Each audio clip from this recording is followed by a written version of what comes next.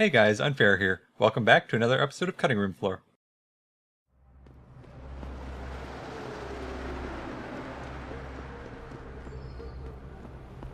Mr. Jensen, Hugh Darrow here. Please forgive this intrusion, but David assured me of your cooperation and discretion.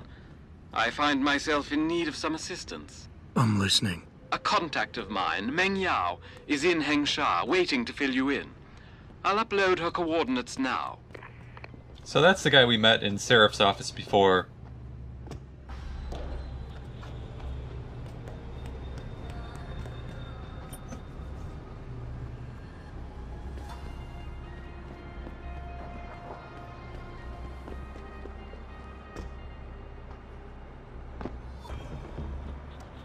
Let's hope he's as good as they say. Hello, Meng Yao. Mr. Jensen, right? Thank you for your time. I am Meng Yao, an associate of Mr. Darrow's. I'm in charge of one of his divisions here in Hengsha. You come highly recommended. Really? Your boss described you as a most precious asset. Apparently, you are very efficient and always get the job done. We could definitely use a man like you for this operation. Let's hope his confidence is well placed then. Oh, I'm sure it is. Mr. Darrow doesn't trust just anyone. We need you to help us stop a group of terrorists who are threatening the Panchaea project. It is not an easy task. Are you sure you are up to it? Okay, I'll help out. Excellent. Here's the situation. It has come to our attention that these terrorists possess highly classified proprietary information about Panchaea. We've been able to convince them to sell it to one of our agents, a man named Lo Fei. The meeting is supposed to take place near the Alice Garden pods in the Daigong district. And you want me to crash this meeting? Actually, there will not be a meeting. We are sending you alone to ensure Mr. Fei's safety. The terrorists will not be expecting that, and will have the information with them on a data chip. You have to neutralize all of the sellers and retrieve the chip so you can bring it to me. I don't get it. If Faye set up the meeting, why risk sending me in his stead? Why doesn't he or even some of your other agents drop in on the sellers and take the chip? Because Mr. Darrow wants an absolute guarantee that there will be no casualties. We will not play by their rules. We want them arrested and questioned, then properly prosecuted and sentenced. This will require stealth and efficiency. That's why a man with your particular skills will be indispensable. Let's do this. So this is one of the quests where you have to do it stealthily. If you do it any other way, you fail it.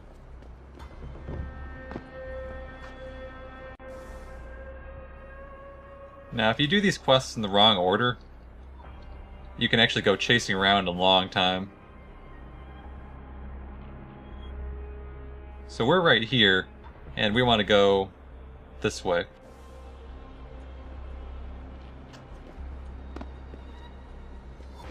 Once we break into this facility, we can go back to the other side of town and do all the other quests at the same time.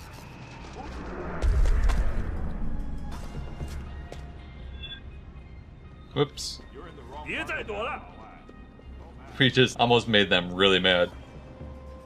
We dropped right into the middle of gang territory. The entrance to the warehouse is in a bad position. It's a much better idea to sneak through here and do it stealthily.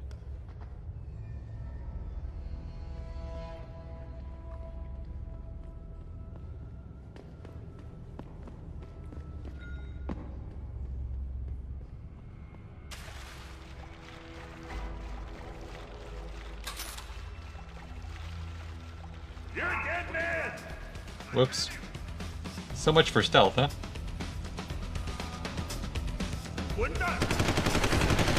Keep running, Lao Wai.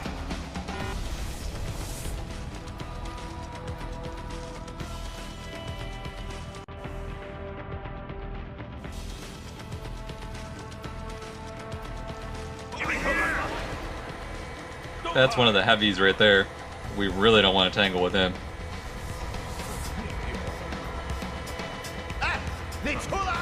You're dead man! There we go, no problems. And we don't have to go back that way, so we don't have to worry about those guys anyway. There are a bunch more in here, though, so...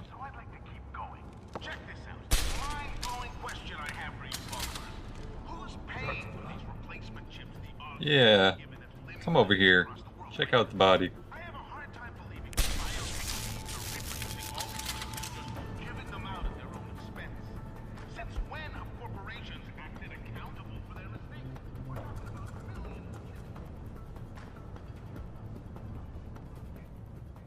Up, another heavy here.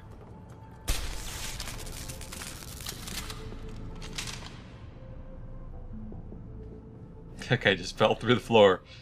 I don't know what happened there.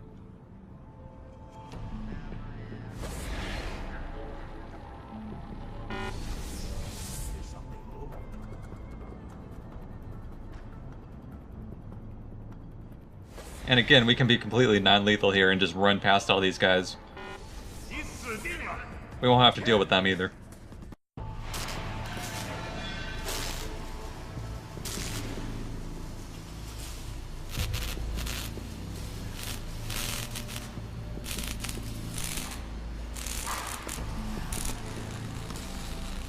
That's far enough, Guaylo.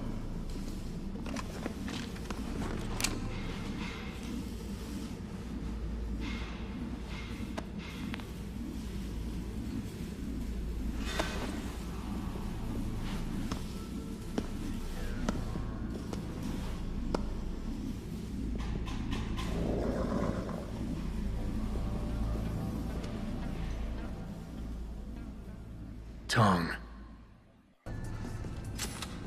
Have we met? Because I'm sure I'd remember the man who got most of Hengsha biting its own tail to find him. A lot of bell tower heavies looking for you. Any reason I don't just turn you over? Yeah. Vasily Sevchenko. Never touch the stuff. You're wearing his arm. GPL device inside it. Let me straight to you. Scavenged tech. Get you every time. Wrong woman, don't do that, you hear? Sorry to say, the man I got this from wasn't in a position to complain. Bell Tower gave us his corpse a few weeks ago. Bell Tower? Not Tai Young? Tai Young's not the one grabbing people off my streets then giving me choice args, so I close my eyes. Sevchenko had 4 other scientists with him. I'm not wearing any of them. So maybe they're still alive, and maybe I help you out with this. Go on. I've got a pretty good idea where Bell Tower's been dragging people. Problem is, bastard's got my son. And he gets a bullet if I step out of line. See where I'm going with this? Where's he being held? One of my harvester boys will tell you all about it. Meet him in the sewers near the Alice Garden pods. Then, when you free my boy, come back and we talk some more. I can hardly wait. And Alice Garden Pods is back over by all the other quests. And I think this is the first time we've seen a laser rifle in this game. I think I may actually get rid of my heavy rifle and pick this one up. I don't really use the heavy rifle that often.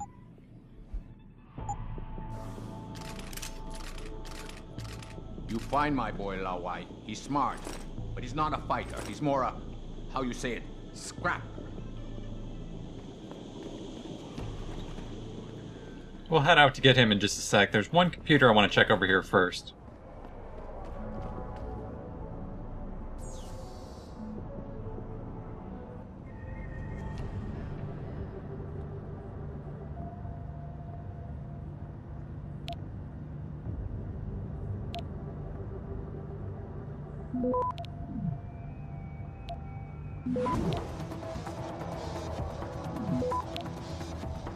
Access granted. I didn't quite get that data stored before I went, unfortunately. So this is an email from Tracer Tong to his father, and remember, Tracer Tong is the guy in the first Deus Ex. But he's the son of this guy. The guy that we just met. Father, it's a bad idea to use these AUGs. Hong Kong is starting to look more attractive. And remember, the last game we were in Hong Kong, a lot of the missions took place there. Now we're gonna take a break for a word from our sponsors. Oh wait, I don't have no freaking sponsors. Let's get back. And this one is about a cloaking device pulled out of a new subject, which is one of these people that they're chop shopping, basically. Remember, they're salvaging augs out of dead bodies here. So that cloaking device will come into play a little bit later in the game. Just remember you've seen that.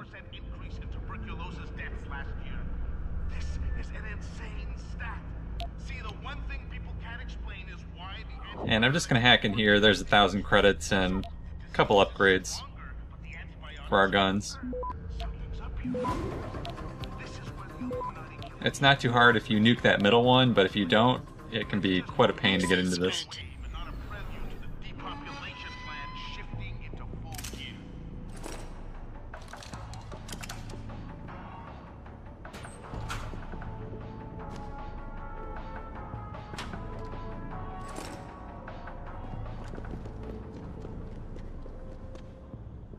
And I'm just going to take the front door out. No reason to sneak around anymore since all these guys are friendly to us.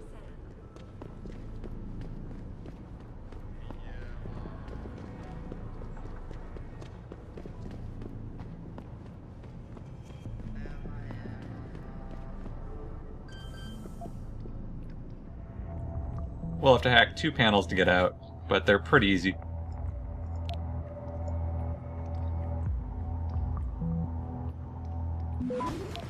They both have a very similar configuration. They're just mirrored, basically.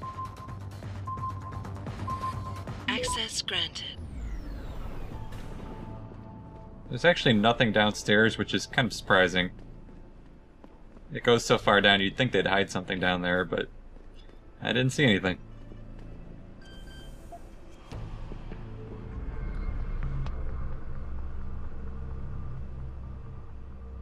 So this one's pretty much the same thing, just going up top rather than going down.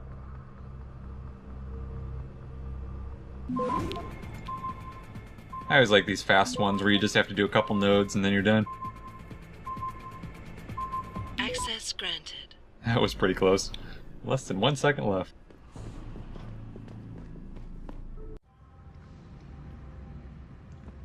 So we have to go check the basement of this butcher shop real quick.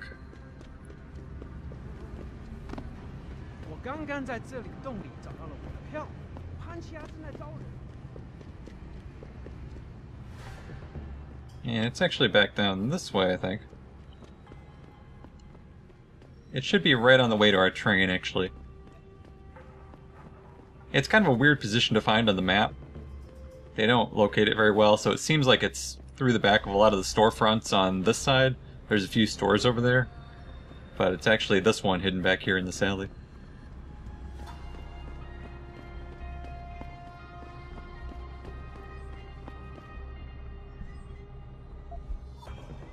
And that gets us a pocket secretary. This is basically like a scavenger hunt. Now, we read this and it says he's down below, somewhere in the sewers. But the weird thing is that at this point, the quest does not update. It doesn't give you another waypoint. So unless you know where it is, it's really hard to find him. He's actually in a whole other district, back in the Qui-Gon district. And since we're doing the Tong quest from the DLC, he's actually right on the way if we go to do that one. But if you're not doing that one, there's nothing to guide you back into the sewers over there. So it's pretty hard to find.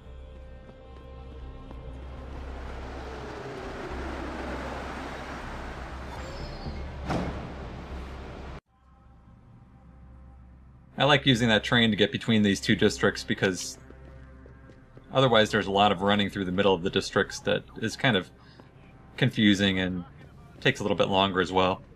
Have been flooding in from around the globe. Elizabeth Duclair. So we still have to watch out for these bell tower guys. They're going to be aggressive if we get too close. But luckily we should be able to avoid them for the most part. They're kind of up top, and we need to go more into the lower areas.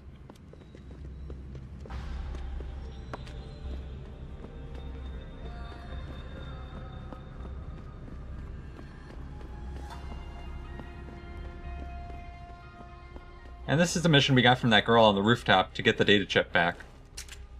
Remember, these guys are going to shoot us on sight. And if we don't do this non-lethally, we fail it. Obviously we need to use the target leading system for this skin, because it's such a long range. It's almost impossible to hit these guys accurately at long range without it.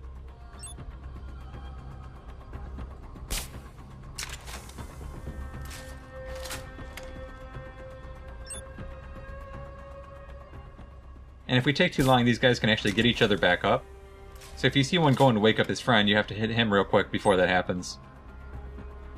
It is actually possible for one of them to go down as the other one is getting back up, too. So you just have to trank the one getting up real quick.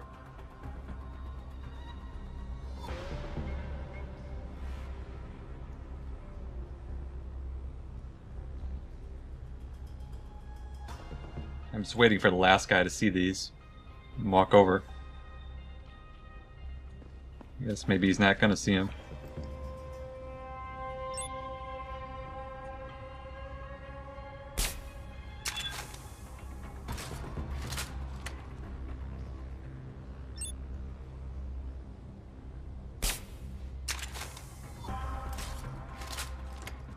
He might have gotten his friend up in time. Let's see. Now we got them all. Good. It's a little bit slow doing it with the tranq rifle since there's so much reload time, but it's worth it to do it on the safe side. They don't really see you from that far away.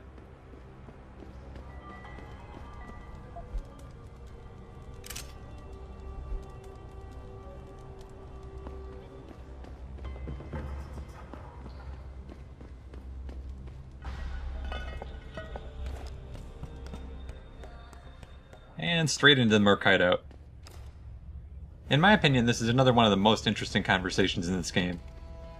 It brings back a little bit of the conspiracy feel of the original Deus Ex. They send you? If you're talking about your former buddies at Bell Tower, the answer is no. Wait a minute. You're Jensen, right? I heard that some of my former buddies have been looking for you.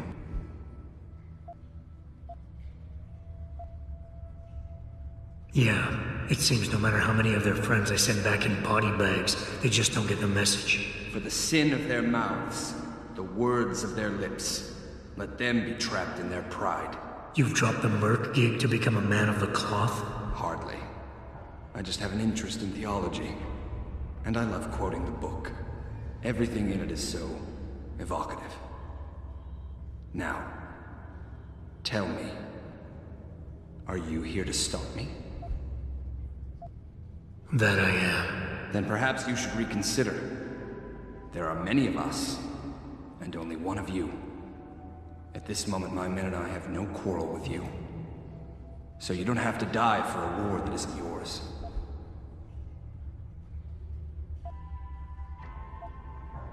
I said I was here to stop you, not fight you. A friend of yours sent me to convince you to turn yourself in. Let me guess. Dr. Wing, right? He's a good man, and I know he's only trying to do what he thinks is right. But he doesn't quite grasp the whole picture here. Then why don't you enlighten me? Start by explaining why you went rogue. When an average man decides he no longer shares his employer's views and opts to leave, we say he's handing in his resignation. When men like us do the same, it's called going rogue. You can't quit a job like ours, Jensen. You know that.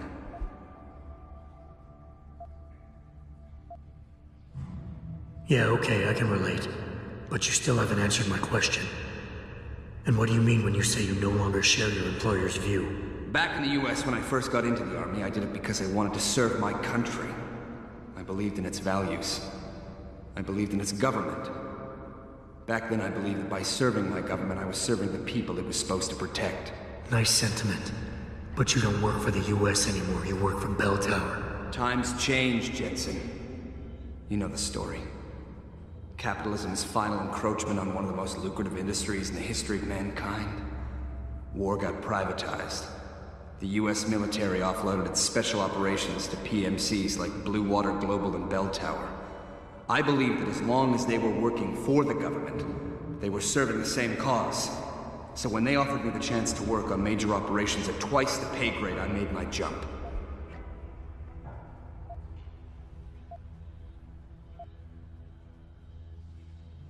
Why don't we just skip to when things went sour? Bell Tower outfitted us with top-notch augmentations. The kind of stuff civilians never hear about. Gave us a massive edge over the enemy. Later, Seeing as my unit was one of the most successful ones, they selected us for a special program. Top secret, experimental tech.